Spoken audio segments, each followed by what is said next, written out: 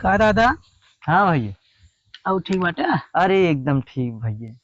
ये के बगलिया बड़ा दिन बाद देखा थे, के है? अरे वहाँ पटदार है। हैं? हाँ हाँ। पटीदार हैं? अब उनका अच्छा, तो पटीदार ताई अच्छी चीज हो याद आई बाबू। सुना भैया। सुना दी ने? सुना हैं? कि हमार नौआ तोहार नौआ। अच्छा। ठीक बने? हमार नौआ तोहार नौआ असही आगे बढ़त रहा है। ठीक बने?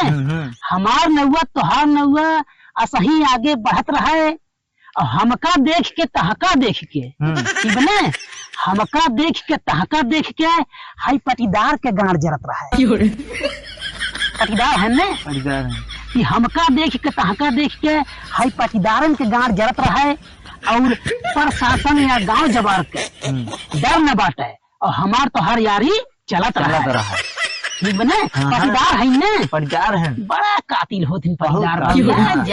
एकदम राजू तंची जमीने ताइन ने मार कतल एकदम मर्डर कहीं। अरे भैया वो बहरवा ना करिए, लेकिन घर में मर्डर भैया हमारे गाँव में बजा बाऊ पुलिसों में 10 दायान भगवान जाने। किन पटीदार के नाम सुनी ने एकदम खून खौलिया भगवान जाने। हमारो पटीदार बाटे ना एकदम दम ढाई चापे रहते हमेशा। तंची वही दीवार वही खुदियार रही अब कहे सुना दिन है ना।